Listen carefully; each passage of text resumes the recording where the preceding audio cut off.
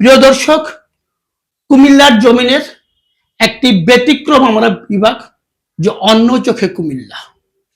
আমরা কিভাবে কুমিল্লাকে অন্য চোখে দেখতে চাই, সেই নতুন বিভাগটি আজ আমরা আনুষ্ঠানিকভাবে শুরু করতে চাচ্ছি।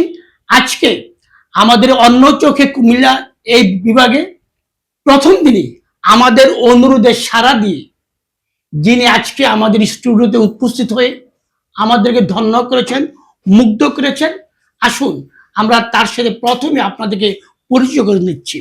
প্রিয় দর্শক, আমাদের অনুরোধে সাড়া দিয়ে আমাদের মাঝে উপস্থিত হয়েছে কুমিল্লার বিশিষ্ট চিকিৎসক, কিডনি রোগ বিশেষজ্ঞ এবং সহযোগী অধ্যাপক ও বিভাগীয় প্রধান ইউরোলজি কুমিল্লা মেডিকেল কলেজের জনাব ডাক্তার এম হাসান।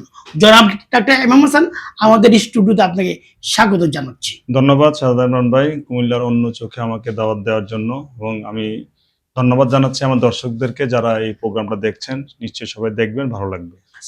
ধন্যবাদ। আমরা জনাব ডাক্তার এম হাসান, আমাদের অন্য চোখে বিভাগটি হচ্ছে যে আমরা অন্যভাবে, আমরা প্রচলিত ধ্যান ধারণার বাইরে আমরা আমাদের বিষয়গুলোকে কিভাবে দেখতে চাই, সেটি আমরা আপনার মাধ্যমে আমাদের দর্শকদেরকে জানার চেষ্টা করব। আমি শুরুতে যদি আপনার কাছে জানতে চাই যে আমরা জানি যে আপনি একজন কিডনি রোগ বিশেষজ্ঞ এবং আপনার অনেক সুনাম আছে এই নগর কুমিল্লা তথা জেলা কুমিল্লায়। তো একজন কিডনি রোগ বিশেষজ্ঞ থেকে আবার আপনি একজন রাজনীতিবিদ, তো এই যে একজন চিকিৎসক থেকে রাজনীতি করা, এই অনুপ্রেরণাটা আপনি কিভাবে পেলেন ডাক্তার এম হাসান? ধন্যবাদ সাধারণ ভাই।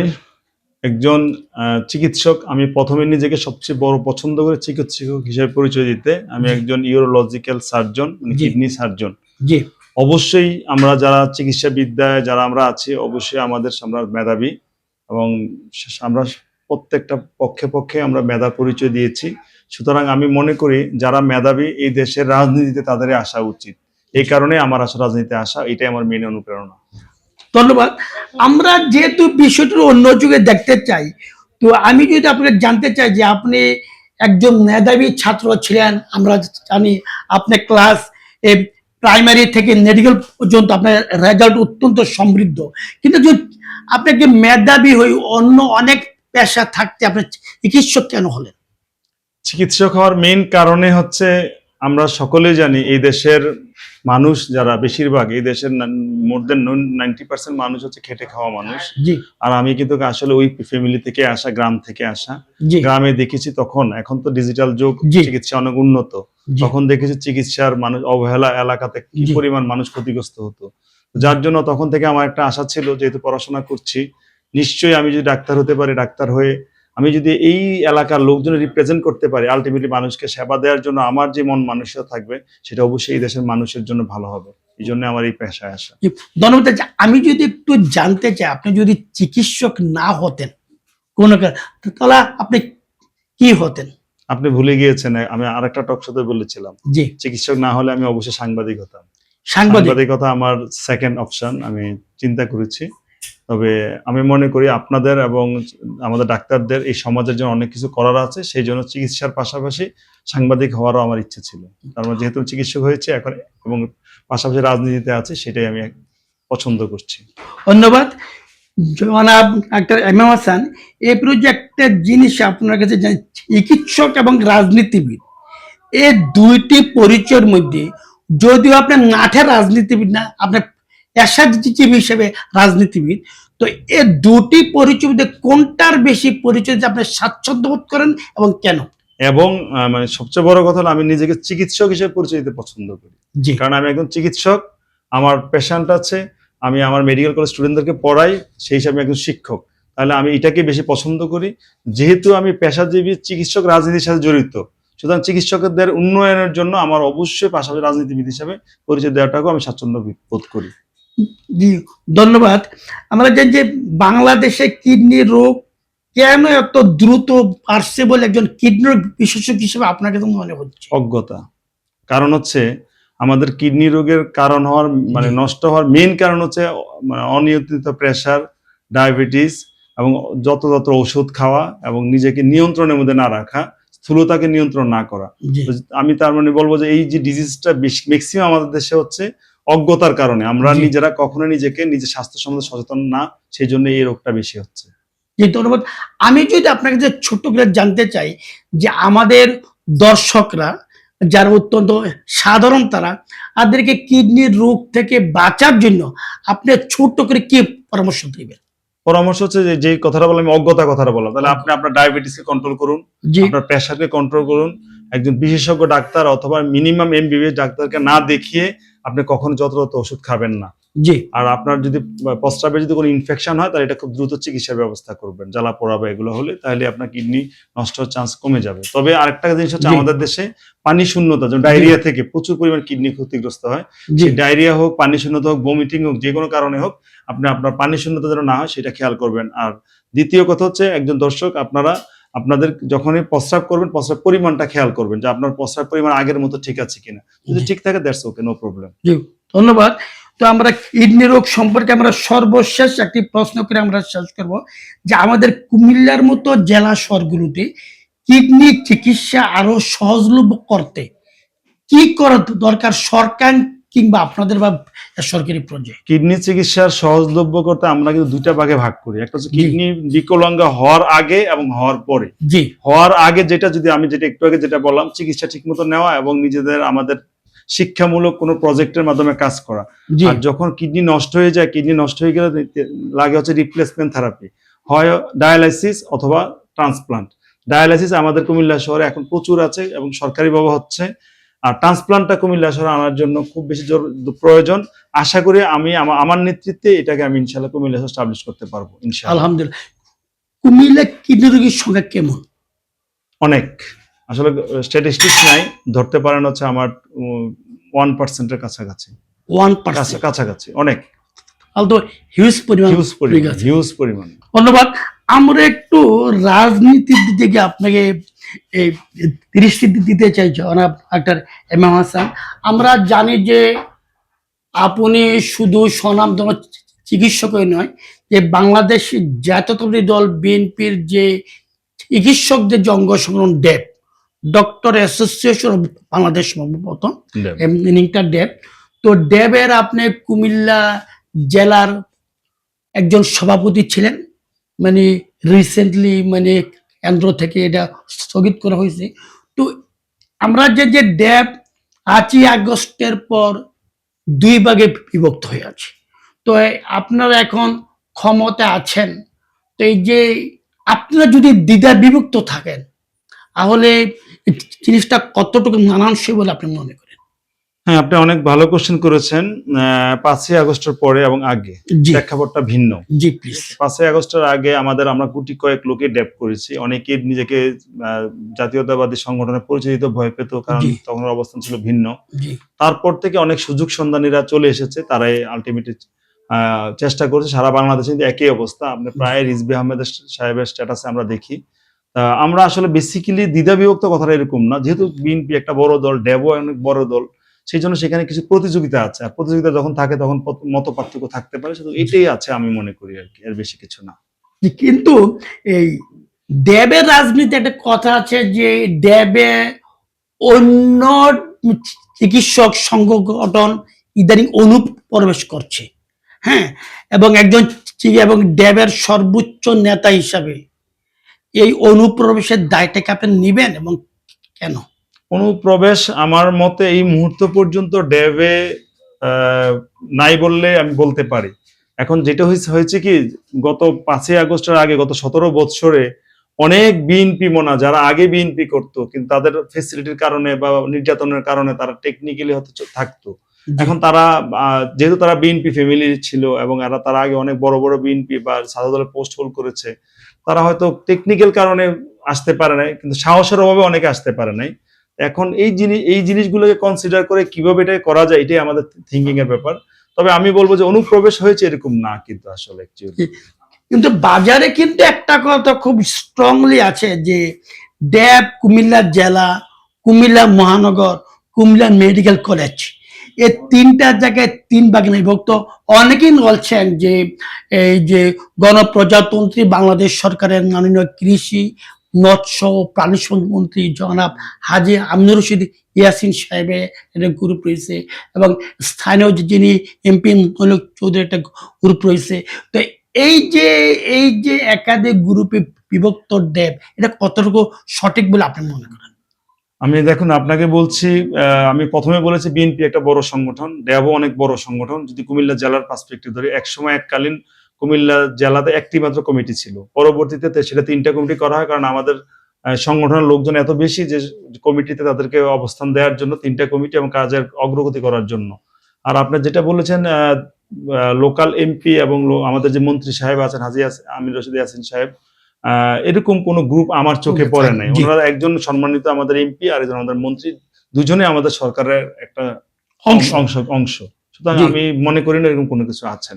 ধন্যবাদ। আমি আপনাদের চিকিৎসক রাজনীতি নিয়ে ছোট একটি প্রশ্ন করে আমি শেষ করতে চাই।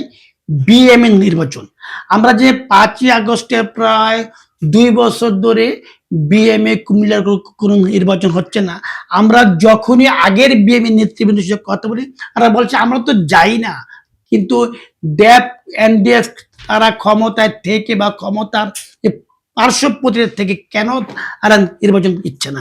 এই যে গত 2 বছর ধরে নির্বাচন ইচ্ছেন না, এতে করে আপনাদের যারা অনুষ্ঠিত আসছেন বা চিকিৎসক রাজনীতিতে আসছেন, ওরা কি মানে এই নেতৃত্বে যে ক্ষতিগ্রস্ত সেটিকে হচ্ছে বলে আপনি মনে করেন? হ্যাঁ, এটা একটু কিছুটা, কিন্তু 5ই আগস্টের পরে দেশের যে কালচার চেঞ্জ হয়েছে, মানুষের মধ্যে, সাধারণ মানুষের মধ্যে অনেক পরিবর্তন এসেছে, মানুষ অনেক কিছু চায়।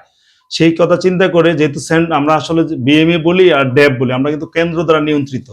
এখন Bangladesh medical association, that means BMA, যেটা খুব দ্রুতই আমি আশা করি ইলেকশন সেন্ট্রালি দিবে। সেন্ট্রালের পার্ট হিসেবে যখন কুমিল্লা বিএমএ কে ইলেকশন হবে, তখন অবশ্যই আশা করি আমরা সকলে পার্টিসিপেট করব এবং আশা করি এটা কাভার আপ হয়ে যাবে ইনশাআল্লাহ। ধন্যবাদ।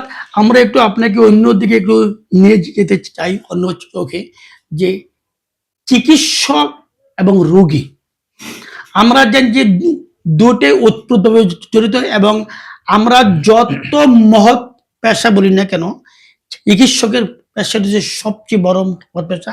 হায়াত মৌতের মালিক আল্লাহ, কিন্তু আপনাদের উপরে কিন্তু অনেকটা মানে আপনাদের উসিলাটা আমরা মানে দেখি, কিন্তু অনেক সময় আমরা দেখি যে ডাক্তারের অবহেলায়, হাসপাতালের অবহেলায় রোগী মারা যাচ্ছে। তো এই যে অবহেলা রোগী মারা যাচ্ছে, এটা হওয়ার কারণটা কি? কি সংশ্লিষ্ট চিকিৎসকের যোগ্যতার অভাব, নাকি অন্য কিছু? আমরা হচ্ছে আশরাফুল মাখলুকাত, আল্লাহ শ্রেষ্ঠ জীব। আল্লাহ আমাদের সকলকে তৈরি করেছেন, তার মাঝখান থেকে আমাদেরকে স্পেশাল জ্ঞান দিয়ে তৈরি করেছেন সকল মানুষকে, এবং আলটিমেটলি তাদের চিকিৎসার দায়ভার আমাদেরকে আল্লাহ তাআলা দিয়েছেন। সুতরাং এটা আমার বিবেকের ব্যাপার।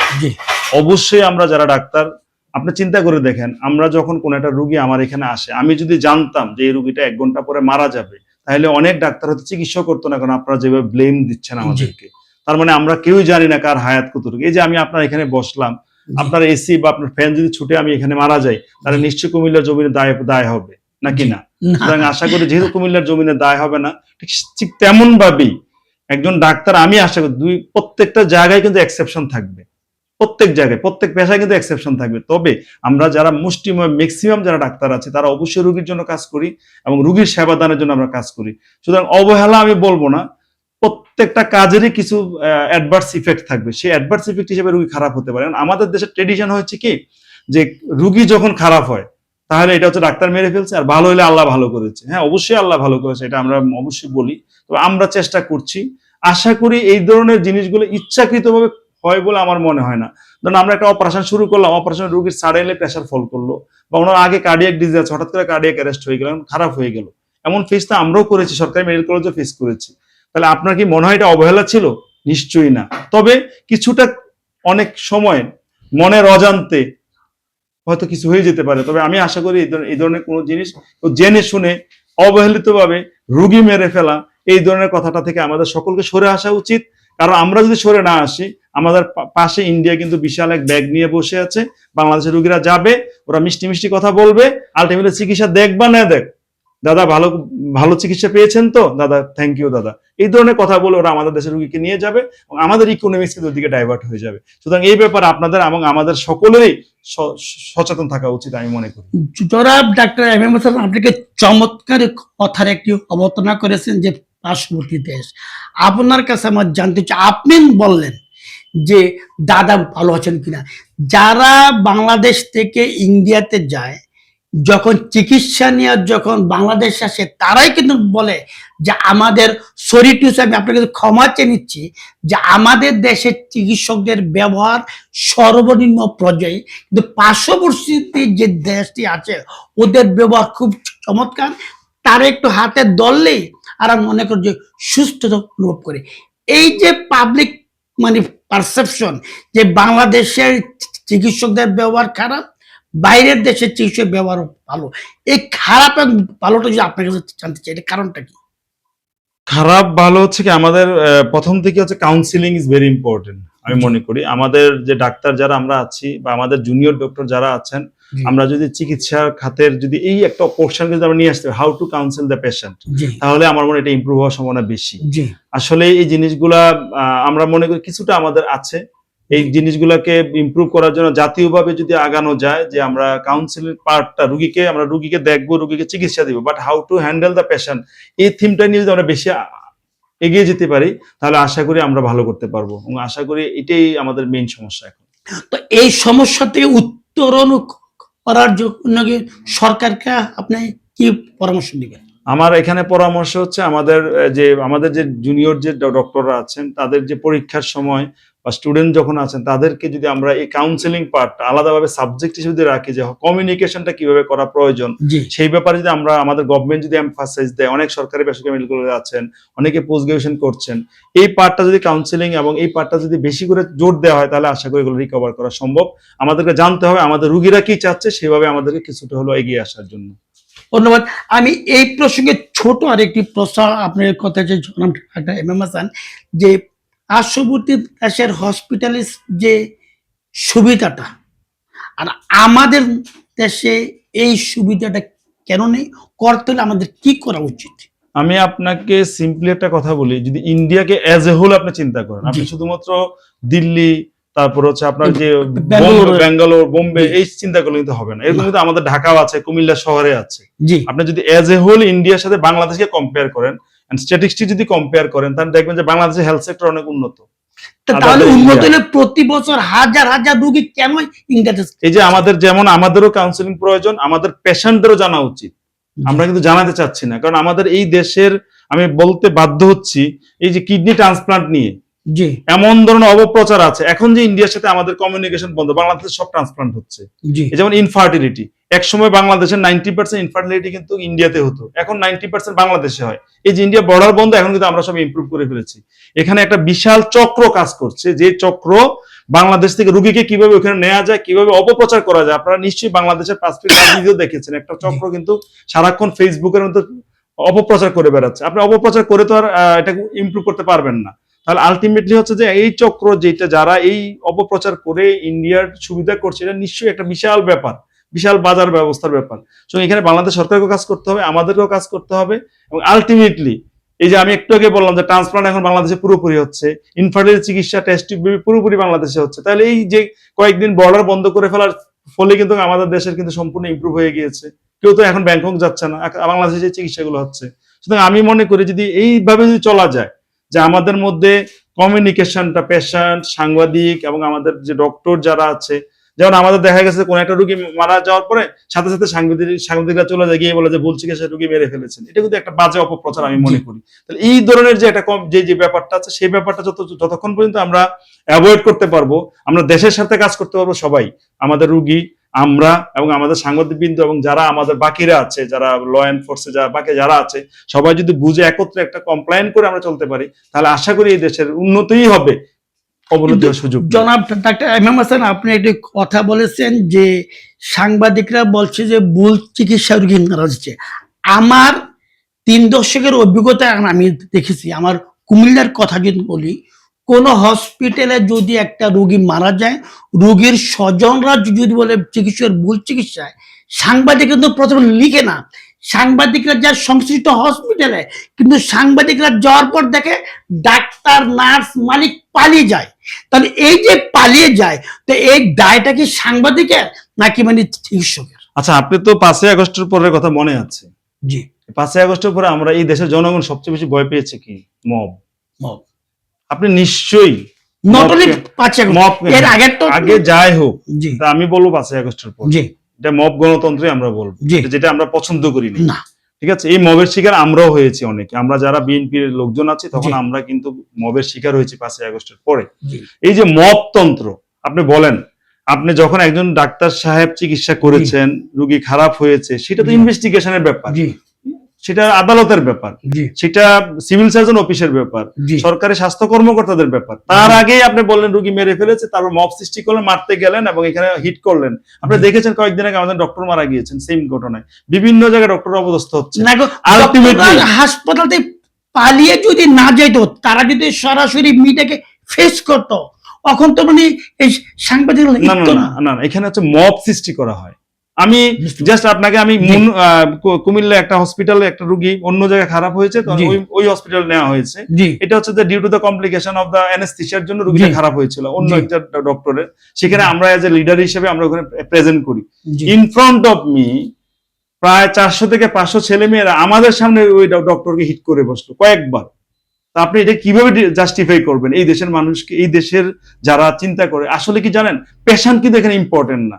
ইম্পর্টেন্ট হচ্ছে চতুর্থ একটা পক্ষ সবসময় চিন্তা করে যারা সুবিধাভোগী, তারা রোগীর পক্ষ নিয়ে প্রথমে একটা মব সৃষ্টি করে, আতঙ্ক তৈরি করে, নিজ দিয়ে গিয়ে তখন টাকা পয়সা চাইতে থাকে ওনারা গিয়ে। এবং আপনি কি জানেন, আমার যেহেতু আমি রাজনীতিতে জড়িত, বিভিন্ন সময় এগুলোর সাথে কথা বলতে হয়, গিয়ে দেখা গেল আলটিমেটলি ওই পেশেন্ট কিন্তু কোনো মানি বা কোনো ড্যামারেজ পাচ্ছে না। আলটিমেটলি ওই সুবিধাভোগীরাই সম্পূর্ণটা ডিলিংস করছে এবং আলটিমেটলি এরাই এই মব সৃষ্টিটা করার জন্য কুমিল্লা শহরে বসে আছে কিছু লোক বা সারা বাংলাদেশে, যে কোথাও কোনো রোগী মারা গেলে একটা মব সৃষ্টি যে করা।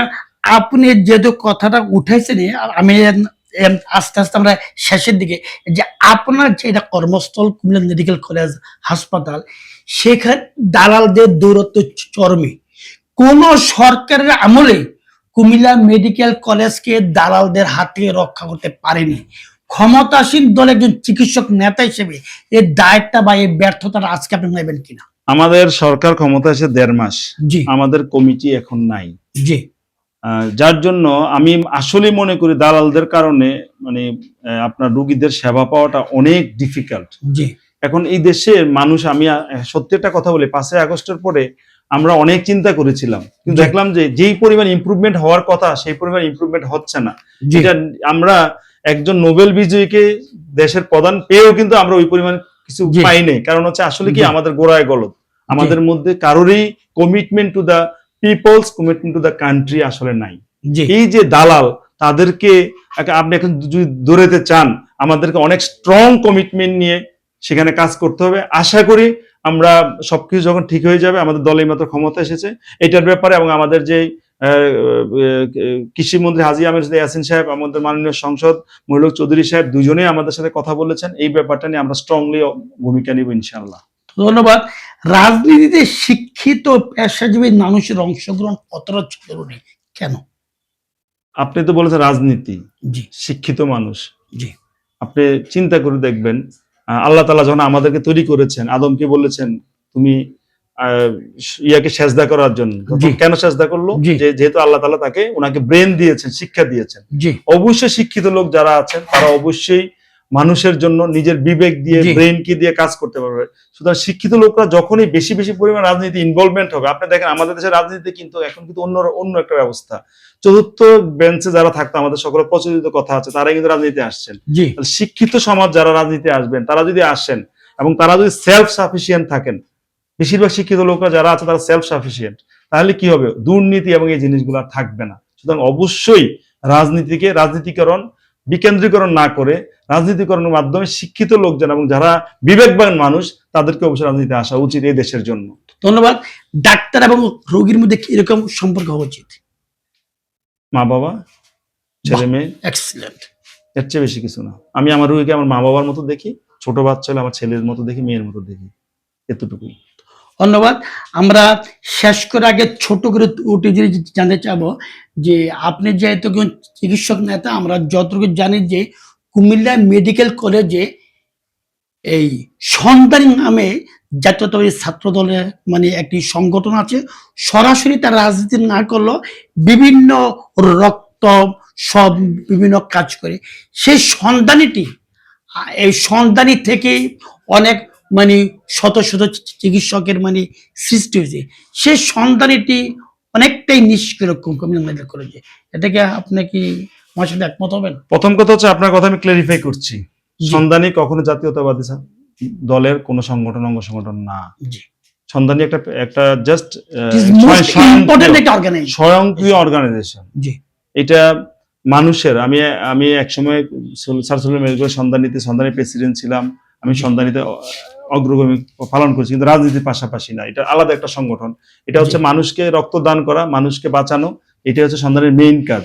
সুতরাং অবশ্যই সন্ধানী আমি নিষ্ক্রিয় আমি এটা বলবো না, তবে 5ই আগস্টের আগে কেন জানে মনে করা হতো যে সন্ধানীকে জাতীয়তাবাদী দলের একটা, যে কথাটা আপনি বলেছেন মানুষও সেটা বুঝতো, যার জন্য সন্ধানীকে কাজ করতে দেওয়া হয় না। এখন সন্ধানী 5ই আগস্টের পর থেকে পুরোদ্রমে পুরা কুমিল্লা শহরে এবং পুরা কুমিল্লা যত রক্ত দেওয়ার জন্য সর্বোচ্চ পরিমাণ অগ্রণী ভূমিকা পালন করছে। ধন্যবাদ। আরেকটি বিষয় যে আমরা গত 17 বছর শুনেছি যে সাচিব দেব এবং এনডিএফ এর যারা কুমিল্লার চাকরি করতো বিভিন্ন সরকারি হসপিটালে, তাদেরকে দৌড়ের উপরে রাখতো, অর্থাৎ বিভিন্ন রিমোট এলাকায় তাদেরকে মানে বদলি করতো। এখন বিএনপি সরকার আসার পরে আপনাকে তাই করতেছে? এই পর্যন্ত একজনও হয় নাই। কারণ হচ্ছে আপনি দেখেন ওই আমলে যদি যে অনেকগুলা ভালো ভালো ডাক্তারকে বাইরে রাখা হয়েছে, জি, এখানে একটা আস্তানা তৈরি করা হয়েছে। জি। এখন এই মুহূর্তে এই পর্যন্ত আমি যদি কয়েকটা নামও বলতে পারবো, আপনি খবর নিবেন, আমি এখন আপনাকে বলছি না যেহেতু এগুলো পার্সোনাল ব্যাপার, না প্লিজ বলবো না।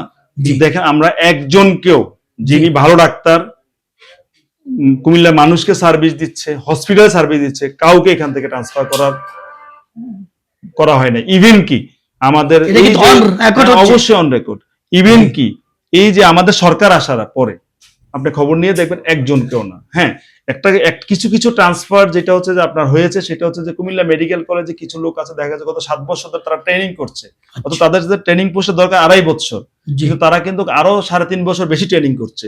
ওদেরকে ওই অন্যদেরকে ট্রেনিং সুযোগ দেওয়ার জন্য তখন কিছু মিড লেভেলের ডক্টর অবশ্যই করা লাগবে, কারণ তাহলে তো আমাদের ওরা থেকে ট্রেনিং পাবে। এক গ্রুপ তো 7 বছর 8 বছর 10 বছর ট্রেনিং করছে, সেটা হয়েছে। এর বাইরে আমি জানি না। আমরা একজন নতুন চিকিৎসকের প্রতি একজন সিনিয়র চিকিৎসক হিসেবে আপনার পরামর্শ কি? আমার মনে হয় আমার এতক্ষণ ধরে কথার মধ্যে সব চলে এসেছে। আপনি আপনার রোগীকে নিজের মা বাবার মতো চিন্তা করুন, নিজের বাচ্চাকে চিকিৎসা দিতে পারবেন কিনা সেই চিন্তা করুন, আপন মানুষের মতো চিন্তা করে যদি রোগীকে আপনি সার্ভিস দেন, আপনার রোগীরও অভাব হবে না, মানুষও আপনার মধ্যে ফেথ আসবে। ইন্ডিয়াতেও আমাদের রোগীরা যাবে না, এবং আলটিমেটলি আমরা সার্ভ ফর দ্য পেশেন্ট এই মোটো নিয়ে মানুষের জন্য কাজ করে যাবো। এটাই আমার সকলের প্রতি ধন্যবাদ। আজকে অন্য চোখের সর্বশেষ প্রশ্ন, কুমিল্লার স্বাস্থ্য সেবাকে আপনি কোথায় দেখতে চান আগামীতে? আসলে আমি একটা সর্বশেষ প্রশ্ন, আমরা তো সবসময় বলি আমরা সিঙ্গাপুর বানিয়ে ফেলব। আমাদের দেশের যে অবস্থা, সিঙ্গাপুর বানানো সম্ভব না। আমরা চাই সকলের জন্য স্বাস্থ্য ব্যবস্থা। বিএনপির যে দফা ছিল, সেই দফায় যে কথাগুলো লেখা আছে 31 দফা, সেটাতে লেখা আছে সকলের জন্য স্বাস্থ্য ব্যবস্থা, সঠিকভাবে রেফারেল, সবার জন্য স্বাস্থ্য এবং সুরক্ষা। ধন্যবাদ। আমাদের অন্য চোখের দর্শকদের উদ্দেশ্যে কিছু বলবেন? আপনাদেরকে ধন্যবাদ, অনেক কষ্ট করে এখানে এসেছেন। নিশ্চয়ই আপনাদের এই প্রোগ্রামের মাধ্যমে, ভবিষ্যৎ প্রোগ্রামের মাধ্যমে এই কুমিল্লার মানুষ এবং কুমিল্লার জনগণ নিশ্চয়ই ভালোর দিকে এগিয়ে যাবে। আপনাকে ধন্যবাদ। আসসালামু আলাইকুম। ধন্যবাদ দর্শকবৃন্দ। আসসালামু আলাইকুম। ধন্যবাদ প্রিয় দর্শক, আপনারা এতক্ষণ শুনলেন বিশিষ্ট চিকিৎসক, সজ্জন ব্যক্তিত্ব, যিনি চিকিৎসক পেশার বাইরেও একজন ভালো মানুষ হিসেবে নগর কুমিল্লা অত্যন্ত সুপরিচিত, জনাব ডাক্তার MM হাসান। ইনি আজকে তাৎক্ষণিকভাবে আমাদের অনুরোধে সাড়া দিয়ে কুমিল্লার জমিনের নতুন বিভাগ অন্য চোখে প্রথম এই অনুষ্ঠানে উপস্থিত হয়ে আমাদেরকে কৃতজ্ঞ করেছেন। ডাক্তার MM হাসান, আপনাকে অন্য চোখ কুমিল্লার জমিনের পক্ষ থেকে আপনাকে ধন্যবাদ জানাচ্ছি। প্রিয় দর্শক, অতি কষ্ট করে আপনাদের নিজের কায়িক পরিশ্রমের অর্থ বিনিয়োগ করে এমবি কিনে যারা আমাদের অনুষ্ঠানটি দেখেছেন, আপনাদের প্রতি কৃতজ্ঞতা প্রকাশ করছি। একই সাথে ক্যামেরার পেছনে যারা নির্লসভাবে কাজ করে আজকে অনুষ্ঠানে ঋদ্ধ করেছেন, সমৃদ্ধ করেছেন, আপনাদের সবাইকে শ্রদ্ধা, স্নেহ, ভালোবাসা দিয়ে আজকে অনুষ্ঠানটি শেষ করছি। প্রিয় দর্শক, আপনারা খেয়াল রাখবেন অন্য চোখে, আবারও অন্য কোনো সময়, অন্য কোনো অতিথি, অন্য কোনো বিষয় নিয়ে আবার আমরা আপনার মাঝে হাজির হব। সে পর্যন্ত ভালো থাকবেন, সুস্থ থাকবেন এবং আপনাদের মানবিক বিবেক জাতির সেবায় নিবেদন করবেন। আল্লাহ হাফেজ। আসসালামু আলাইকুম।